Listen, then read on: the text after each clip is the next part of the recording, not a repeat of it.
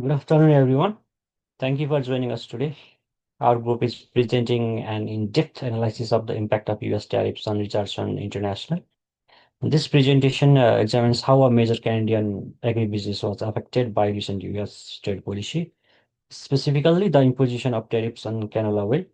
We'll explore how the company's supply chain was disrupted, the financial and operational challenges it faced, and the strategic measures it adopted to mitigate these impacts. Next slide. Now I'm going to talk about executive summary of this. In April 2025, the United States imposed a 25% tariff on Canadian canola oil. This policy shift had a significant impact on Richardson International, one of Canada's largest exporters of canola products. With approximately 60% of its canola exports destined for the US market, the company experienced serious supply chain disruptions, reduced competitiveness, and strategic uncertainty. In this presentation, we'll walk through the key challenges first by Richardson, followed by the mitigation strategies the company implemented, such as diversifying into new markets, optimizing logistics through automation, and exploring innovative trade and tariff strategies. For next slide, I'd like to hand over to Divas.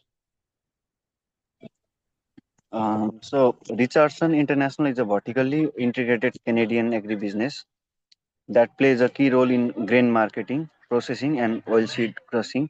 Its flagship product is canola oil, which is both a domestic staple and a key export commodity. In 2023, Canada exported more than 2.9 million metric tons of canola oil, valued at over Canadian dollars 6.3 billion. Of this, 60% went to the United States, making the US Canada's top trading partner for this product. When the US implemented the 25% tariff on US import dropped by 15%. For Richardson, this translated into an estimated Canadian dollar 330 million in annual losses, highlighting the company's vulnerability to international trade policy changes. So now methodology. To analyze the impact of the US tariffs on Richardson International, we use a combination of quantitative and qualitative research method. First, we sourced quantitative data from Richardson Annual Report, Statistic Canada, and the Canola Council of Canada, focusing on export volumes, price fluctuation, and financial losses. Next, we collected qualitative data from media articles, trade policy documents, and corporate announcements to understand broader industry responses and government restrictions. Finally, we conducted scenario modeling by comparing Richardson operation and performance in 2023 prior to the tariff to its status in 2025. After the tariff took effect, this allowed to identify both operational and financial changes caused by the policy. Now I would like to call Nagina for supply chain network and design. Thank you. Thank you, Devash. Richardson operates a vast and efficient supply chain, processing over 3.3 million metric tons of canola annually. Its major processing facilities are located in Yorkton, Lethbridge, and Winnipeg, and it relies on both private fleets and third-party logistic provider to handle distribution. However, the US tariff caused a sudden drop in demand, which led to a stockpile of inventory and underused warehouse space. Storage costs increased significantly, and time-sensitive shipment experienced delays, further stressing the system.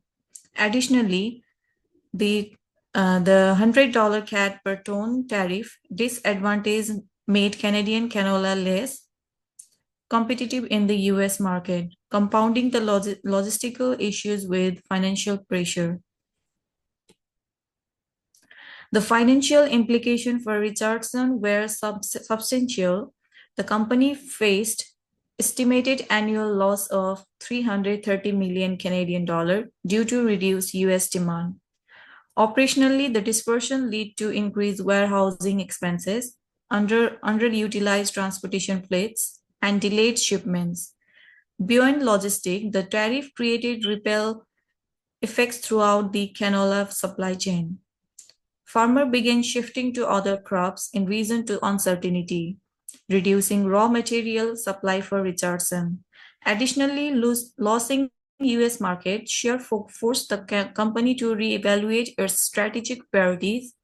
The situational demand a swift and multi-pronged response to avoid long-term damage. For the next slide, I would like to call Sunikcha. Thank you, Nagina. I'll be talking on the mitigation strategies by like we proposed to respond to these challenges. Richardson implemented several mitigation strategies.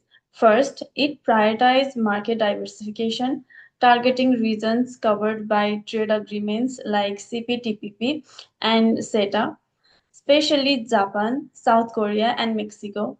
Second, the company utilized bonded warehousing to defer tariff payments until the products were sold, improving short term cash flow. Third, Richardson is invested in automation and AI powered logistics planning tools to reduce inefficiencies and optimize transport routes. Finally, they explored tariff engineering, such as modifying product formulations or processing stages to lower tariff exposure. These strategies aim to reduce dependency on the US market while modernizing internal operations. Next, I'll be talking about the strategic alternatives. Richardson explored three broader strategic options. First, US market retention. Observing the 25% tariff to maintain its dominant presence in the US. However, this posed high financial risks and was deemed unsustainable long term. Second, market diversification. Expanding into other trade agreement countries, this was more feasible and sustainable in the medium term, although it required investment in branding and distribution. The third one is vertical integration, developing domestic refining capabilities or biofuel production. This option could create more value locally but required significant upfront investment and had a longer implementation timeline. Ultimately, diversification was identified as the most balanced, proactive path forward, enhancing a resilience without the extreme financial burden. For the next, I'd like to hand over to Sogat. Thank you, Suniksha. Based on our analysis, we recommend a phased action plan to build both short-term stability and long-term resilience. In short-term 0 to 12 months, Richardson should focus on bonded warehousing, renegotiating supplier contracts, and optimizing inventory turnover to manage immediate financial pressure. In the midterm, that is 1 to 3 years, efforts should shift to expanding into CPTPP and CETA markets, automating logistics and strengthening brand identity in new regions. And finally, in the long term, 3+ years, the company should explore vertical integration into biofuel production, engage in policy advocacy to influence trade regulations, and invest in R&D to stay competitive globally. Next slide. So concluding all, the US tariffs imposed in 2025 serve as a wake-up call for Richardson International and other Canadian exporters. The disruption highlighted the risks of market overdependence and the importance of strategic agility.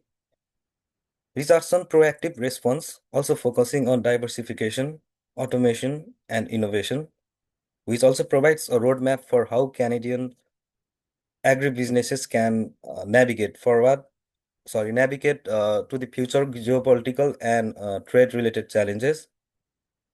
And moving forward, the company must continue to build resilience into its supply chain to protect against external shocks and maintain long-term competitiveness in the global market. And the next slide. So this is our reference which we took help from. So that's all, guys. Thank you for your attention. Thank you so much.